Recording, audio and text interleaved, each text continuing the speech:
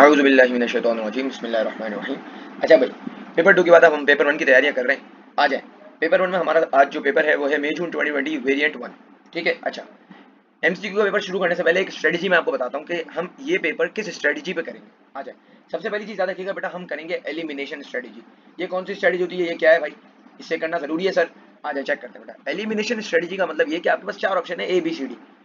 सबसे पहला आपका काम है कि आपको राइट पे नहीं जाना। पहले आप पहले देखेंगे रॉन्ग वालों को, यानी कि 4 ऑप्शन में से आप देखेंगे कौन सा गलत है। उन गलत वाले ऑप्शन को पहले कर देंगे एलिमिनेट। जब ऑप्शंस गलत वालों को एलिमिनेट करते रहेंगे तो आपके ऑप्शन, ऑब्वियस सी बात है 4 ऑप्शन है, ऑटोमेटिकली एक एक कम होता रहेगा। तो आप एलिमिनेट करते रहेंगे ना रॉन्ग ऑप्शंस को, तो आप इवेंचुअली सही वाले पे पहुंच जाएंगे। अब ये कैसे अप्लाई करना है ये आपको मैं आज सिखाऊंगा इस पेपर में। आप यहाँ पर सीख जाएंगे कि आज के पेपर में हमें बेसिकली ये किस तरह एलिमिनेट करना है और किस तरह हम इवेंचुअली राइट वन पे पहुंच जाएंगे। और हमारा बेसिकली यानी कि यहाँ तुक्के वाला गेम नहीं होगा, यहाँ हम थोड़ा सा दिमाग से भी सोचेंगे। तो eliminate the wrong options and eventually you will land to the right one. आप सही तरीके से सही ऑप्शन पे इवेंचुअली पहुंच जाएंगे। ये देखते हैं, अप्लाई करते हैं। मई जून 2020 का पेपर है। आ जाए बेटा, 35 मार्क्स का आपको पता है ये पेपर होता है। 1 आवर 15 मिनट्स का इसके बाद आपके पास टाइम है, अच्छा खासा टाइम है। सुकून से आपको 30 प्लस मार्क्स पक्के करने ही है। सही है, फुल भी आए तो क्या ही बात है, जबरदस्त हो जाएगा। आ जाए बेटा, पहली स्टेटमेंट देखें, विच स्टेटमेंट इज करेक्ट। कौन सी statement A B C D में से करेक्ट है। आ जाए पहली इन्फॉर्मेशन, पहला ऑप्शन देखते हैं। Accounting involves measuring profit and losses. Accounting भाई प्रॉफिट और लॉसेस को मेजर करता है, बताता है। सही है भाई, ये बात मुझे सही लग रही है कि हाँ यार अकाउंटिंग मैं करता हूँ, मैं अपनी जो स्टेटमेंट्स बनाता हूँ, एफएस बनाता हूँ, तो मुझे प्रॉफिट एंड लॉस बताती है।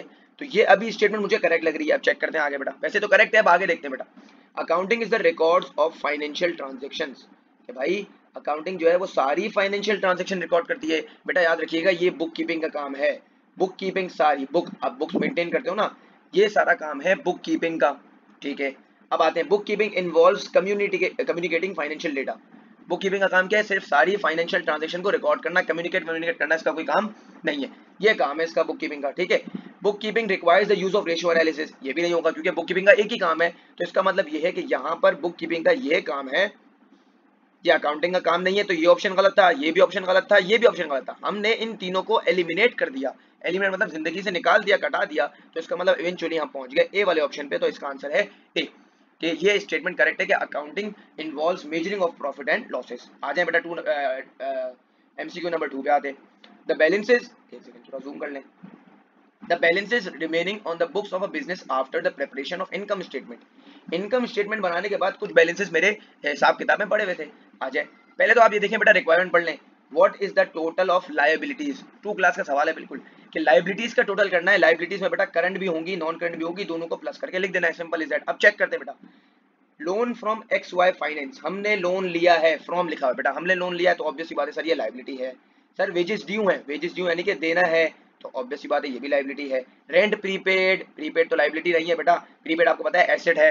Other receivables, trade receivables, sir ये भी एसेट है। ट्रेड पेएबल्स लायबिलिटी है बेटा। और ये मोटर व्हीकल एसेट है और प्रोविजन फॉर डेप्रिसिएशन आपका ना एसेट है ना लायबिलिटी, बट बेसिकली कॉन्ट्रा है ये। तो इसके बारे में हमने गुफ्तगू की थी। तो यहाँ पर बेसिकली 3 आपके ऊपर लायबिलिटीज हैं। कौन कौन सी है बेटा, लोन है, वेजेस ड्यू हुआ है एंड देन ट्रेड पेबल्स है। तो 10,000 plus 620 plus 4650 and the answer will be, answer होगा अल्लाह आपका भला करे 2 का सी, 15,270। ये हमें आंसर है, यानी कि ये टोटल करोगे तो आपके पास 15,270 आंसर आ जाएगा। चलें बेटा, यहाँ तक हमें बात समझ आती है। तो ये बेसिकली सुकून सुकून से सवाल करने वाला है। टाइम हमारे पास है, हम सुकून से मैनेज कर सकते हैं, हमें मार्क्स पक्के करके आ रहे हैं, सिंपल इज दैट। चले आए, ऑन 2 अप्रैल, और सुनिएगा, Nina received a cheque from Zafar. Nina है, उसने जफर से चेक रिसीव किया। अब एक मिनट, इसके आगे गुफ्तगू करने से पहले मैं आपको ये बता दूं, what entry would Neena make, यानी कि यहाँ सवाल बोल रहा है बेसिकली, ये इसको मैं कहता हूँ, इस सवालों को मैं नाम देता हूँ 2 पर्सपेक्टिव क्वेश्चंस। क्यों? क्योंकि आपको यहाँ पर 2 लड़के देता है, बोलते हैं यार इसकी किताब में ये क्या रिकॉर्ड करेगा, उसकी किताब में ये क्या रिकॉर्ड करेगा, इस तरह खेलता रहता है एग्जाम में। तो आपको मैं इसकी ट्रिक बताता हूँ, इसको कैसे सॉल्व करना है। बेटा यहाँ पर लिखा हुआ है Nina, what entry would Neena make on 12 April, कि नीना अपनी बुक्स में क्या एंट्री रिकॉर्ड करेगी। तो आप अपने आप को अज्यूम कर लोगे कि आप हो नीना। ठीक है, आप हो Nina. Nina receive a cheque, अब जरा गौर से देखिए, इस तरह पढ़ेंगे तो हमें समझ आएगा। Nina receive a cheque from Zafar, हमें जब चेक मिलेगा जफर से, हमारा एक कस्टमर है, तो बेटा मैं नीना हूँ, सही है। अब उसमें जेंडर भी नहीं जाइएगा, अभी फॉर द टाइम बीइंग मैं ये अज्यूम कर रहा हूँ। तो जब मुझे चेक मिलेगा तो मैं एंट्री क्या बनाऊंगा, बैंक डेबिट, जफर क्रेडिट। ठीक है बेटा, ये एंट्री बनाऊंगा। जफर क्यों क्रेडिट हो रहा है बेटा, क्योंकि ये रिसीवेबल है, रिसीवेबल आपको पे ऑफ कर रहा है, रिसीवेबल्स कम हो रहा है। फिर ऑन टू 12 अप्रैल पाओ, on 12 April the cheque was return unpaid by the bank. मैंने ये बैंक की जो चेक आया ना मुझे, ये 12 अप्रैल को, की तारीख है 2, और 12 अप्रैल को ये चेक हो गया बैंक से मुझे रिटर्न हो गया, अनपेड हो गया, यानी कि बेसिकली बैंक ने मुझे रिटर्न कर दिया कि भाई चेक बाउंस हो गया, डिसऑनर हो गया है। तो अब मैं एंट्री क्या पास करूंगा? मैंने देखिए बेटा 2 अप्रैल को इसको ऐसे क्या हुआ था, यानी कि बैंक डेबिट जफर क्रेडिट। अब जो है वो चेक मेरा बाउंस हो गया है, तो मैंने इसकी बैंक को डेबिट किया हुआ है, तो अब मैं क्या करूंगा, इस एंट्री को खत्म करूंगा, इस एंट्री को रिवर्स करूंगा। रिवर्स करने के लिए मैं क्या करूंगा, जफर डेबिट, भाई इसके अकाउंट को वापसी डेबिट करूंगा कि भाई पैसे वापसी दे भाई, बैंक क्रेडिट। ये बैंक क्रेडिट क्यों हुआ, क्योंकि मैंने ये एंट्री बनाई हुई थी, अब ये रिटर्न अनपेड हो गया, तो मैंने इस एंट्री को कर दिया रिवर्स। तो रिवर्स का मतलब ये है कि जफर डेबिट बैंक क्रेडिट। अब हमने इवेंचुअली हमने यहाँ पर सही चीज कर ली है। अब आते हैं बेटा एलिमिनेशन देखते हैं। Which entry would Neena make on 12 April? Irrecoverable debts. बेटा इररिकवरेबल तो नहीं है ना यार, यानी कि ये तो नहीं लिखा हुआ कि बेड डेट हो गया, तो इररिकवरेबल वाले ऑप्शन तो काट ही मार दो, ये हमारी जिंदगी में काम ही नहीं है, इररिकवरेबल डेट्स है नहीं। Provision for doubtful debt, provision भी नहीं है भाई, और इवेंचुअली एंट्री क्या बच गई, टी बच गई, और हमारा यहाँ पर क्या हो रहा है, जफर डेबिट हो रहा है, बैंक क्रेडिट हो रहा है, हमारी ये एंट्री में भी जफर डेबिट हो रहा है, बैंक क्रेडिट हो रहा है, तो इसका मतलब the right option is 3D। चलें आते आगे। N is a trader. अब एन अपन लोग हैं, ठीक है भाई, एन अपन लोग हैं। N is a trader on 1 April Cindy's account in N ledger. जरा गौर से देखिएगा, सिंडी का अकाउंट हमारी किताब में, एन लेजर एन का लेजर है और उसकी किताब है सिंडी की। On 1 April Cindy's account in N ledger ledger showed a credit balance of 520। गौर से देखिएगा बेटा, मैं आपको अकाउंट बना के दिखाता हूँ। यह सवाल में थोड़ा सा ना एग्जामिनर घुमाता है, आगे पीछे करता है, तो टेंशन वाली बात ही नहीं है। इसमें अकाउंट बना लेंगे, जिंदगी सुकून हो जाएगी। आ जाए बेटा, ये देखिए अकाउंट, देखिए अकाउंट कैसे बनेगा। अब मैं हूं एन, ठीक है, एन, एन की किताब है और सिंडी का अकाउंट है बेटा। Cindy's account in N ledger showed a credit balance of 520, यानी कि बैलेंस बीडी जो शो कर रहा है वो शो कर रहा है 520। अब जरा गौर से देखिएगा बेटा, इससे हम क्या रीड कर सकते हैं, 520 यार, यानी कि मुझे 520 एन को देने हैं। क्यों देने हैं? क्योंकि बेटा यहाँ पर आपका क्रेडिट पे आ रहा है, यानी कि लाइबिलिटी है आपके ऊपर, यानी कि ये ट्रेड पेबल है आपका, इससे आप माल खरीद रहे होगे, ये लाइबिलिटी है आपकी। तो हमें क्रेडिट बैलेंस दिखा रहा है 520 रुपए का, ठीक है। The following transaction took place during April. April 1 का ये बैलेंस था, अप्रैल 2 में कुछ और ट्रांजेक्शन थी, वो चेक करते हैं।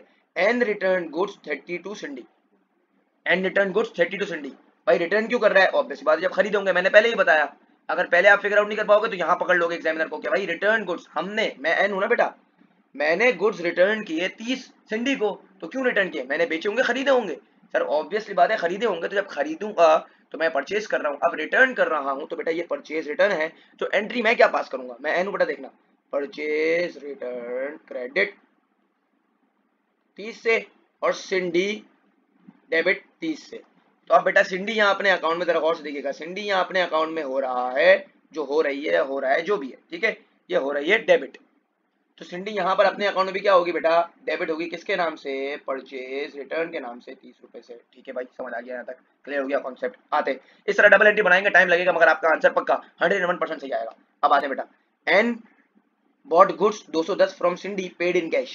मैंने मजीद 14 तारीख को मैंने गुड्स खरीदे हैं, जब मैंने गुड्स खरीदे तो परचेज डेबिट, बेटा मगर इस बार कैश पे किया है, तो 210 आ जाएगा, अमाउंट तो यहाँ लिख देंगे आप, परचेज डेबिट मैं लिख देता हूँ आप लोगों को, परचेज डेबिट 210, कैश क्रेडिट 210। तो बेटा यहाँ पर कहीं भी सिंडी का नाम आया है? कहीं सिंडी का नाम नहीं आया, तो इसका मतलब आपने, सिंडी का नाम कब आएगा, जब आप उधार में माल खरीदोगे भाई। इधर तो आपने हाथों हाथ पैसे खरीदा, पैसा मतलब गुड्स खरीदे और डायरेक्ट हाथों हाथ पेमेंट कर दी कैश से, तो यानी कि मामला क्लियर हो गया। तो इसका मतलब ये वाली एंट्री इस अकाउंट में आएगी ही नहीं, ठीक है बेटा, ये अकाउंट में आएगी क्योंकि इधर मैंने परचेज की कैश से, ये मेरा पेबल का अकाउंट है, उधार वाला अकाउंट है, ठीक है बेटा, तो ये वाली एंट्री यहाँ नहीं आएगी। अब सवाल क्या बोल रहा है, सवाल बोल रहा है which statement about the balance on Cindy's account in N ledgers on 30 April is correct. अब बोल रहा है भाई एन के लेजर में सिंडी का अकाउंट आखिरी बैलेंस क्या है, यानी कि 30 अप्रैल को बैलेंस क्या है, चेक कर लेना बेटा। 520 में से 30 माइनस करूंगा तो मेरा आंसर आएगा balance C D which is 490, right, B D इधर, सी डी इधर है, तो 490 मेरा आ गया यहाँ पर बी डी। जरा गौर से देखिएगा, ये आंसर आ गया मेरा बी डी। इसका मतलब क्या है बेटा, जरा गौर से देखिएगा, 490 है तो इसका मतलब मैं नीचे ऑप्शन में आता हूँ, 490 यहाँ पर है, यहाँ पर है, 700 तो है नहीं ना बेटा, 700 तो बैलेंस आया नहीं है, तो 700 को ऑप्शन काट देंगे, यानी कि मेरी प्रोबेबिलिटी पहले 25% थी, अब 25 से लेकर 50 पे आ गई। ये टेक्निकल बात की है थोड़ी सी मैंने, कि भाई पहले ऑप्शन 4 थे, अब मेरे ऑप्शन 2 हो गए, क्योंकि ये 700 वाले ऑप्शन तो कट ही गए भाई। अब मुझे ए और सी में से सेलेक्ट करना है, आ जाए बेटा चेक करते हैं, पढ़ते हैं स्टेटमेंट को। एन ओ सिंडी 490, यानी कि इसमें बोल रहा है एन को देने हैं सिंडी को, ओ का मतलब हैज टू पे, ठीक है बेटा, मैं यहाँ लिख देता हूँ हैज टू पे, एन हैज टू पे सिंडी 490, या फिर सिंडी ओज एन, या सिंडी हैज टू पे, सिंडी को पे करने एन को पे करने, सर ऑब्वियस बात है हमें पे करने हैं, तो हम हैं एन, तो इसका मतलब ऑप्शन ए इज करेक्ट। तो ये देखें, ये पूरी हमने गेम की है, पूरी आराम से तसल्ली से, हमें अकाउंट समझ आना है ना, समझ आ जाएगा अकाउंट, तो हमें सारी चीजें समझ आ जाएंगी। अकाउंट आप बना लीजिएगा या कैलकुलेटर में कैलकुलेट कर लीजिएगा, तो आपका यहाँ पर आप बिल्कुल इवेंचुअली सही ऑप्शन पे आ जाएंगे। अब आते हैं बेटा गौर से, घुमाएगा ऐसे टू पर्सपेक्टिव के सवाल में घुमाएगा कि ये भाई ये लड़का है, इसकी किताब में ये क्या रिकॉर्ड करेगा, उसकी किताब में ये क्या रिकॉर्ड करेगा। आ जाए बेटा, आ गया। Goods bought on credit by Tumelo, गौर से देखिएगा, goods bought on credit by Tumelo, यहाँ पर दो लड़के हैं, एक है टुमेलो और एक है टीबोगो। ये बोगो बोलता हूँ उसको मैं, अजीब अजीब से नाम इन लोग इस्तेमाल करते हैं बेचारे। Goods bought on credit by Tumelo from Tebogo, गौर से देखिएगा, goods bought on credit by Tumelo, Tumelo ने माल खरीदा है, टिमेलो ने माल खरीदा है किससे बेटा, टिबोगो से, ठीक है बेटा, याद रखना। तो टिमेलो बेसिकली, एक सेकेंड, टिमेलो बेसिकली बायर है और ये लड़का सेलर है, बोगो, ठीक है। From are return, goods bought on credit by Tumelo from Tebogo are return before they are paid for, यानी कि भाई ने खरीदे और वापसी रिटर्न कर दिए, मतलब उसकी पेमेंट करने से पहले ही रिटर्न कर दिए। For Tumelo keeps a full double entry system, where will Tumelo record the return of goods, यानी कि यहाँ पर हमें किसकी अकाउंटिंग पूछ रहा है, टुमेलो की अकाउंटिंग पूछ रहा है। गौर से देखिएगा बेटा, जब टुमेलो इस लड़के से खरीदेगा, बोगो से बाय वन गेट वन से खरीदेगा, तो एंट्री क्या बनाएगा बेटा, परचेज डेबिट और टी बोगो क्रेडिट। जरा गौर से देखिएगा, अब रिटर्न कर दिया इसने, तो इस एंट्री को रिवर्स कर देगा, यानी कि Tebogo debit and purchase return credit, सही है, ये एंट्री बनाएगा। अमाउंट दी गई थी तो मैंने दे दिया। अब सवाल क्या बोल रहा है कि where will Tumelo record the return of goods, return of goods की एंट्री कैसे रिकॉर्ड करेगा ये टुमेलो लड़का जो है, तो टुमेलो क्या क्या रिकॉर्ड करेगा, जरा गौर से देखना। क्या बेटा कैश बुक में रिकॉर्ड करेगा, कैश बुक तो बेटा कैश और बैंक की बात करता है, तो इधर तो मैं ये वाले ऑप्शन पे सिलेक्ट करने से पहले ही मैंने यहाँ पर इस ऑप्शन को काटी मार दी, बेटा ये जिंदगी में है ही। जनरल लेजर में करेगा, चेक करते हैं, general ledger and purchase laser में करेगा या सिर्फ परचेज लेजर में करेगा, आगे चेक करते हैं बेटा। अब मुझे बताना बेटा, ये अगर परचेज, ये जो बेसिकली ये टिबोगो जो है, इससे माल इसको ये बेटा रिटर्न कर रहा है, तो ये चीज ये कहाँ रिकॉर्ड करेगा और ये चीज यहाँ कहाँ रिकॉर्ड करेगा। याद रखना डबल एंट्री सिस्टम होता है ना बेटा, डुअल एस्पेक्ट कॉन्सेप्ट बोलता है, डबल एंट्री सिस्टम रिकॉर्ड करो। तो क्या ये सिर्फ परचेज लेजर में रिकॉर्ड करेगा या सिर्फ जनरल लेजर में रिकॉर्ड करेगा। परचेज लेजर यानी कि टिबोगो के लिए बनाएगा परचेज लेजर और परचेज रिटर्न के लिए बनाएगा general ledger. Purchase return cell return वगैरह वो सारे जनरल में रिकॉर्ड होते हैं, जनरल लेजर में रिकॉर्ड होते हैं। तो यानी कि यहाँ ये दो अकाउंट खोलेगा, वो दो अकाउंट कौन से खोलेगा बेटा, वो खोलेगा जनरल लेजर के भी और परचेज लेजर के भी। सिर्फ जनरल लेजर नहीं होगा क्योंकि हमें दूसरी एंट्री भी रिकॉर्ड करनी है, सिर्फ परचेज लेजर नहीं होगा क्योंकि हमें दूसरी एंट्री भी रिकॉर्ड करनी है। तो ये option C is the correct option, ये था इसका आंसर 5C। ठीक है बेटा, समझ आती है यहाँ तक हमें बात। अब बेटा आगे आते Dave supplies goods to Peter on credit, जरा गौर से देखिएगा, Dave supplies goods to Peter on credit, Dave basically supply करता है गुड्स पीटर को, ठीक है, यानी कि बेसिकली इधर भी वो कर लेते हैं, डेव सेलर है भाई, ये बायर है लड़का Peter. Dave supplies goods to Peter on credit on 1 April, जरा गौर से देखिए, on 1 April Peter owed Dave, Peter को देने थे देव को, Peter has to pay, owed का मतलब होता है हैज टू पे 440, ठीक है। डेव सेंट और received the following documents in April, ठीक है। सवाल क्या बोल रहा है, what was the closing balance on the statement account, statement of account पे कौन सा क्लोजिंग बैलेंस है, ठीक है, स्टेटमेंट ऑफ अकाउंट पे कौन सा क्लोजिंग बैलेंस है डेव की। डेव बेसिकली इसको कैसे रिकॉर्ड करेगा, क्या मामला करेगा, आ जाए बेटा चेक करते हैं। डेव हूं मैं हूं सेलर, ठीक है, वो पीटर है बायर। पीटर को शुरू में मुझे 400 मतलब पीटर मुझे 440 रुपए ओ करता है, मेरे पास पैसा आने का है, ठीक है बेटा, मेरा रिसीवेबल है। अब आते हैं बेटा, इस महीने में अप्रैल के महीने में इसने और कुछ डॉक्यूमेंट्स ही भेजे, वो डॉक्यूमेंट्स क्या क्या भेजे चेक कर लेते बेटा। अप्रैल 7 को इनवॉइस भेजी 360 रुपए की, इनवॉइस का मतलब कि भाई ये बेसिकली पता क्या है, ये सारे डॉक्यूमेंट्स हैं जो या तो मैं भेज रहा हूँ या तो मुझे रिसीव हो रहा है, ठीक है। अब 360 रुपए की इनवॉइस अगर मैं भेजूंगा, सही है बेटा, अगर मैं भेजूंगा तो इसका मतलब उस लड़के ने और माल खरीदा है मुझसे, तो और माल मैं से पैसा उससे मांगता हूँ। तो 440 पुराना बैलेंस है, 360 अभी और खरीद दिया है, ठीक है सर, आ जाए चेक करते हैं। ये हो गया 12 पे चेक आफ्टर डिडक्टिंग 11 रुपए कैश डिस्काउंट, हमें चेक मिल गया 429, सुनना, after deducting 429, after deducting 11 rupees cash discount. क्या अगर फॉर एग्जांपल 429 में मैं 11 पे कर 11 मतलब प्लस करता हूँ तो मेरे पास आंसर आएगा 440। इसने 440 देने थे, इसने कितने दिए बेटा, 429 दे दिए। 11 रुपए का क्या हो गया है, डिस्काउंट हो गया है। और से सुनिएगा, 11 रुपए का हो गया है डिस्काउंट। अब ये डिस्काउंट बेसिकली क्या है, यहाँ पर ये 429 वाली अमाउंट आएगी या 440 वाली अमाउंट होगी। इसका जो बैलेंस है, जो लड़का है ये पीटर, इसका बैलेंस मैं कितना सफाई करूंगा, कितनी सफाई करूंगा बेटा, ऑब्वियस बात है 440 की पूरी सफाई कर दूंगा। वो डिस्काउंट तो मैं डिस्काउंट इसी में इसको बेसिकली डिस्काउंट तो मैं इसको रिकॉर्ड करके दे दूंगा, मगर इसके अकाउंट को मैं कितना साफ करूंगा, 440 से साफ करूंगा ना कि भाई इसने 429 दिए और 11 रुपए का डिस्काउंट इसे मिल गया, तो इसकी 440 का मैं पूरा हिसाब किताब इसको क्लियर कर दूंगा। तो 440 मैंने कर दिया माइनस।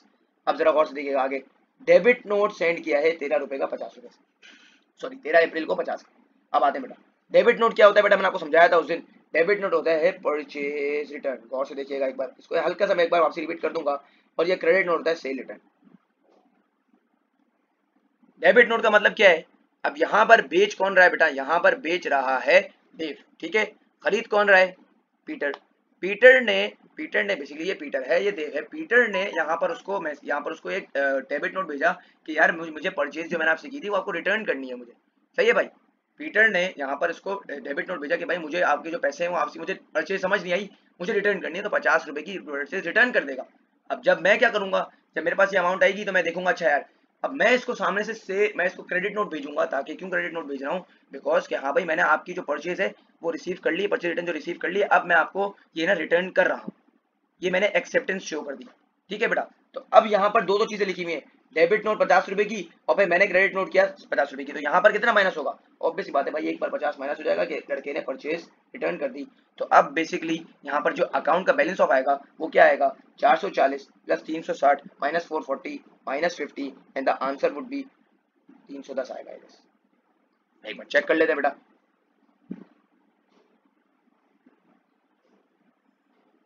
कौन सा है, 6 वाला, 6 वाले का आंसर 6B, ठीक है बेटा। 310 रुपए इनका अमाउंट आ जाएगी, 310 रुपए। चेक कर लीजिए एक बार, ये है स्टेटमेंट ऑफ अकाउंट, यानी कि जो मेरा पूरा जो महीने का खाता होगा वो ये मुझे बैलेंस बताएगा 30 अप्रैल को 310 रुपए। आ जाए बेटा आगे आते हैं, what is recorded in the sales journal. Sales journal में क्या क्या रिकॉर्ड होगा, बिल्कुल बेसिक सीन है। आ जाए एलिमिनेशन स्ट्रेटजी पे आते हैं। All money receive from the sale, money की बात कर रहा है।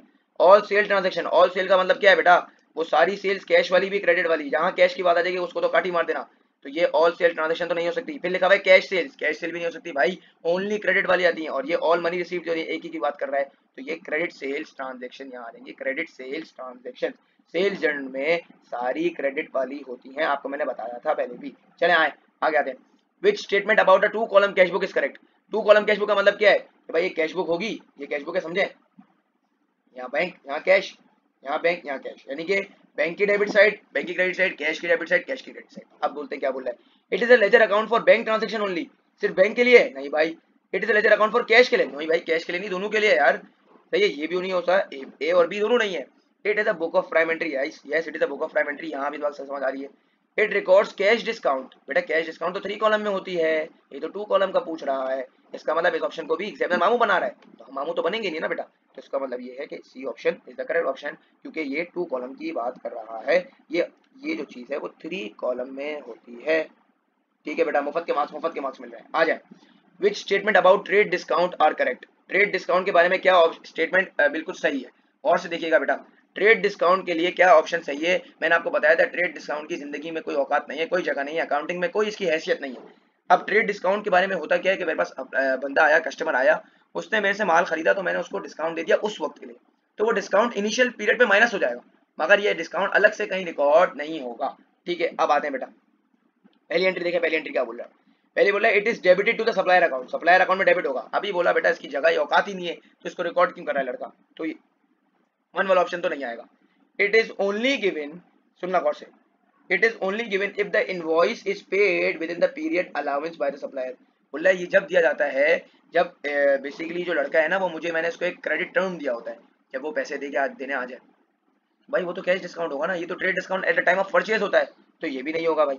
It is shown as a deduction, सुनना बेटा, it is shown as a deduction, सवाल को गौर से पढ़ना है, ऑप्शंस को बहुत गौर से पढ़ना है। It is shown as a deduction from the price of goods on an invoice, कि भाई जो मैं प्राइस ऑफ गुड्स होती है, जो इनवॉइस बनाता हूँ, उसमें से मैं डिस्काउंट का माइनस करता हूँ। जो इनवॉइस कब बनाता हूँ, जब मेरे पास माल खरीदने आएगा बंदा, सही है, तो ये इनवॉइस से माइनस तो होता है, जो मैंने बताया, यानी कि ये क्वालिटी बिल्कुल सही है। It is used to encourage bulk buying, भाई मैं इसको क्यों करता हूँ, मैं डिस्काउंट देता हूँ कि भाई और माल खरीदे, ऑब्वियस सी बात है भाई। तो ये दोनों ऑप्शन बिल्कुल परफेक्ट है, इसका मतलब 3 और 4 ऑप्शन सही है। तो ये 1 2 को काट दो, 1 वाले को काट दो, 2 4 वाले को भी काट दो, 3 4 बच गया, ठीक है बेटा। 1 वाले देखो, 1 वाले में यहाँ पर भी था, 1 यहाँ पर भी था, तो पहले मैंने वहाँ 1 ऑप्शन सेलेक्ट, जब जैसे ही काट दिया ना 1 ऑप्शन, तो मुझे अंदाजा हो गया कि भाई ऑप्शन ए ऑप्शन बी तो हो ही नहीं सकता, तो इसको मैंने जिंदगी से निकाल दिया। फिर जब मैं 2 पे आया तो जब 2 को काट दिया तो ऑटोमेटिकली मैंने ये भी ऑप्शन भी एलिमिनेट कर दिया। इवेंचुअली मेरे पास डी ही बच गया और मेरा आंसर डी ही था। चेक कर रहे हैं बेटा, ये होती है एलिमिनेशन स्ट्रेटेजी। आ जाए, why is a trial balance prepared. बोला ट्रायल बैलेंस क्यों प्रिपेयर जाता है, सवाल पूछ रहे हैं क्यों का। आ जाए, why is a trial balance prepared. ठीक है भाई, ट्रायल बैलेंस क्यों प्रिपेयर किया जाता है, आज चेक करते हैं। To analyse the financial information, to assist preparation of financial statement, to control the cost. क्या कॉस्ट कंट्रोल करने के लिए मैं ट्रायल बैलेंस बनाऊंगा, बिल्कुल घटिया बात की है। To evaluate the performance of the business, के परफॉर्मेंस के लिए मैं ये करूंगा, परफॉर्मेंस के लिए तो मैं रेशियोज वगैरह करता हूं ना बेटा। To analyse the financial information, analyse करने के लिए ये चीज इस्तेमाल नहीं होती, ये ट्रायल बैलेंस इस्तेमाल होता है कि मैं अपनी एफएस बोलते हैं फाइनेंशियल स्टेटमेंट्स को, वो बनाने के लिए मैं ट्रायल बैलेंस की मदद लेता हूं। तो मेरे पास जो option B is the correct option, option A भी नहीं था। आते हैं बेटा आगे।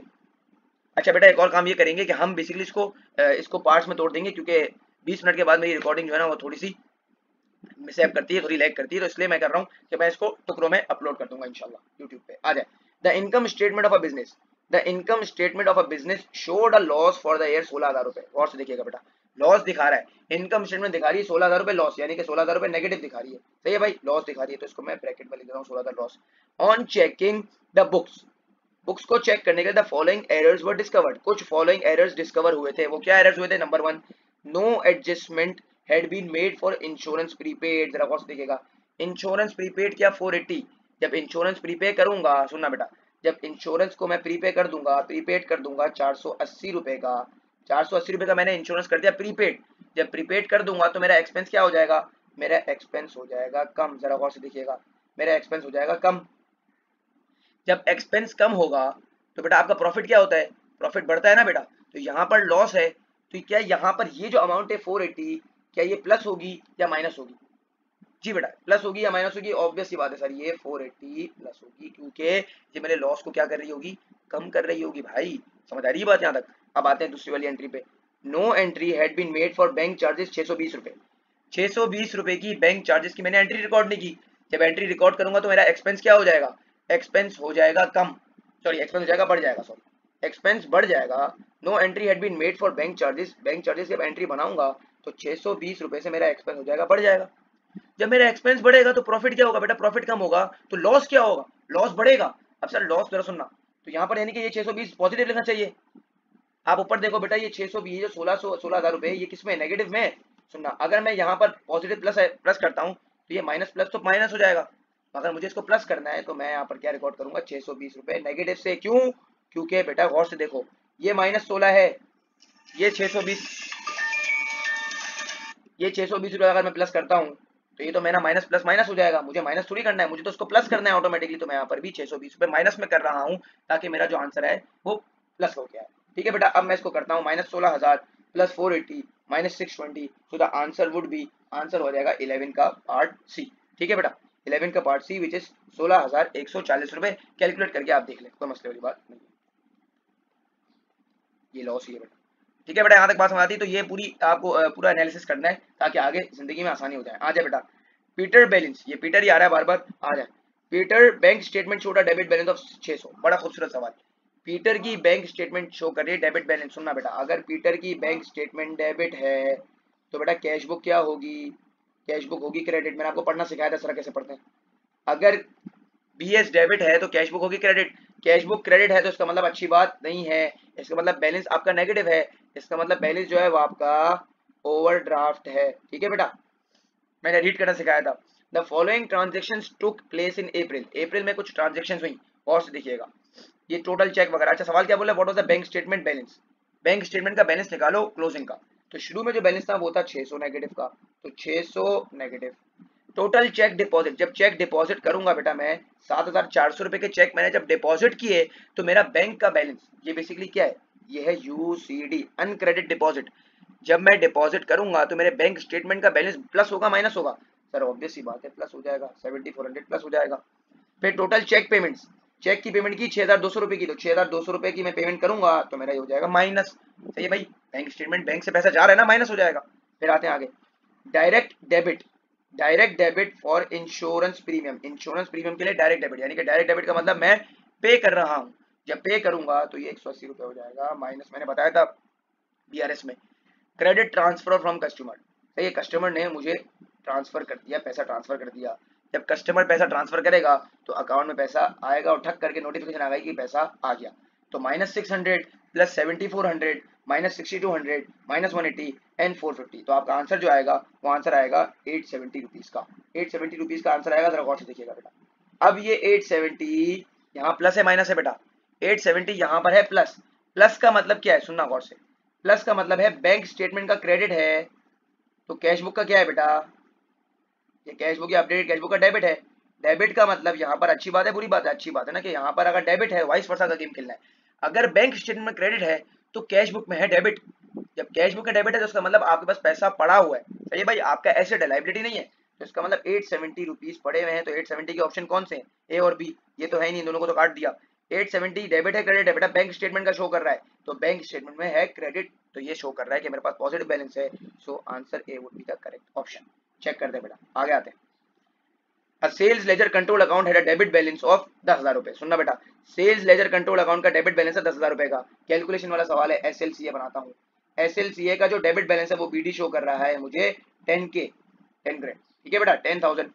It was found, सुनना बेटा, it was found that a 2,000 contra entry to the purchase ledger control account had been entered on the wrong side of SLCA।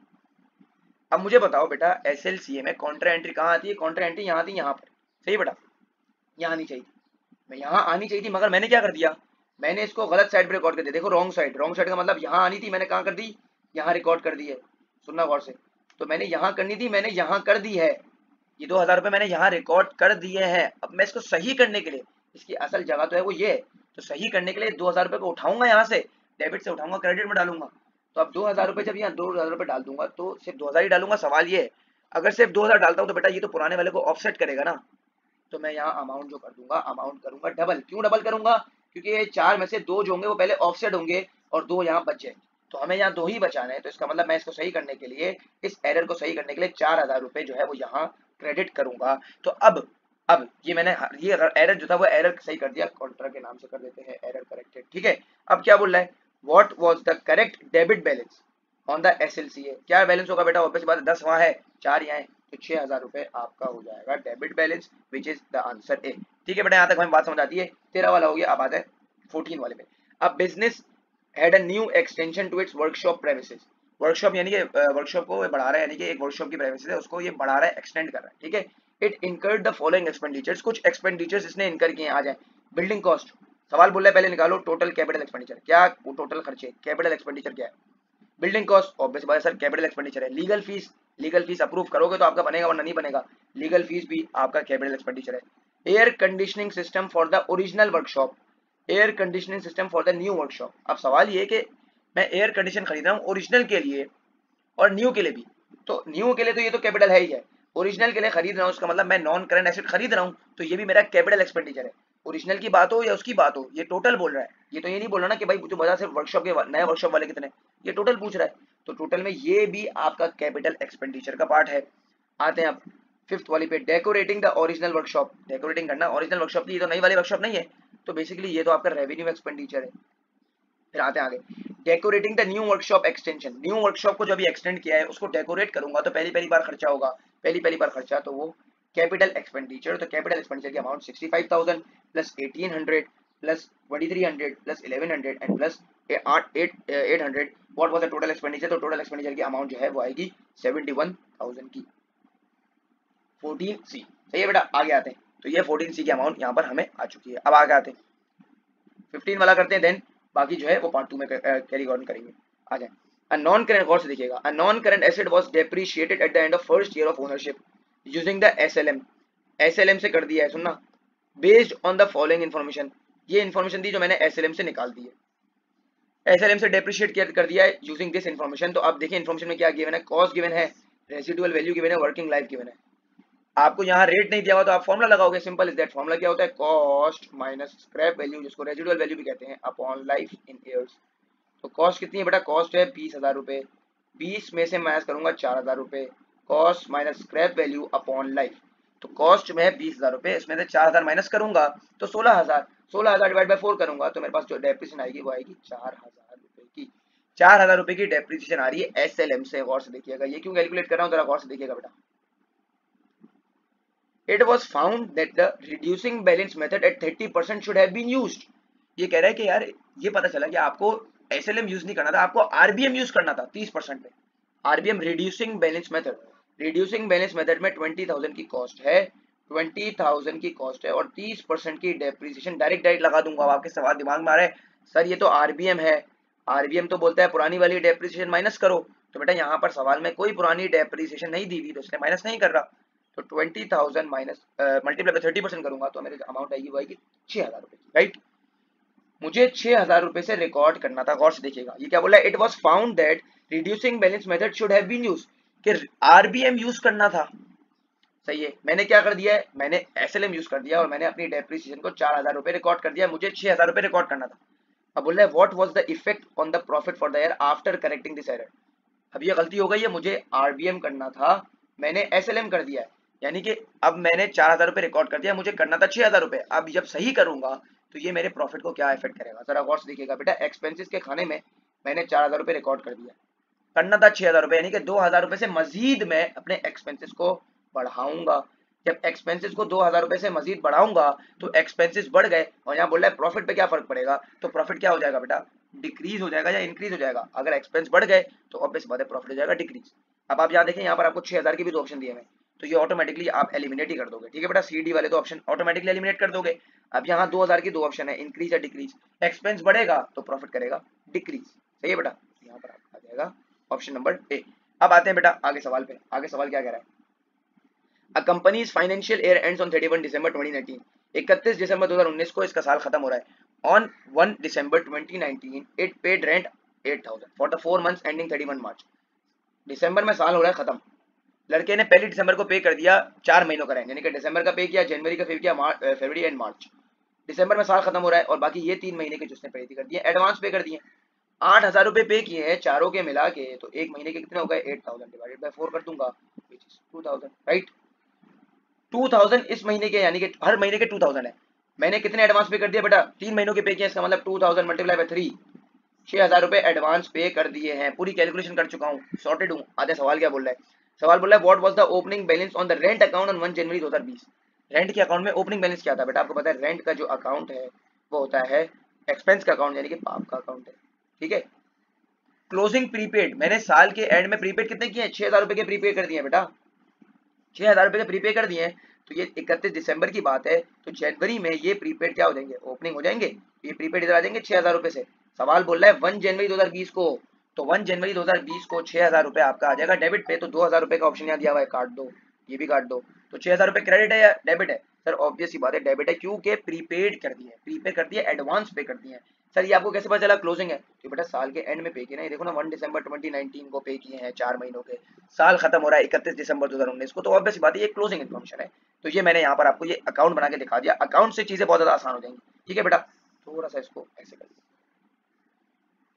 आगे 17 Alice financial year ends on 31 December, ठीक है भाई, Alice लड़का है जो भी है, खवातीन है, उसका जो फाइनेंशियल ईयर एंड हो रहा है 31 दिसंबर को एंड हो रहा है। The balance on her books on 1 January 2020 included the following. पहली जनवरी 2020 को इसकी बैलेंस, ये बैलेंसिंग ये दिखा रही थी, commission receivable and rent receivable, debit और क्रेडिट। बेटा ये देखिए रिसीवेबल है, इसका मतलब ये दोनों इनकम है, तो आपको मैं इनकम वाले अकाउंट से करवाता हूँ। इनकम का अकाउंट क्या होता है बेटा, पप्पा का अकाउंट होता है, APPA। और से देखिएगा इसी चीज ये अकाउंट बना के थ्रू हमारी चीजें आसान हो जाएंगी ना, बड़े हम सोचें। तो कमीशन रिसीवेबल का जो अकाउंट है वो है डेबिट का, इनकम है दोनों, तो मैं एक साथ ही एक ही अकाउंट में कर रहा हूँ।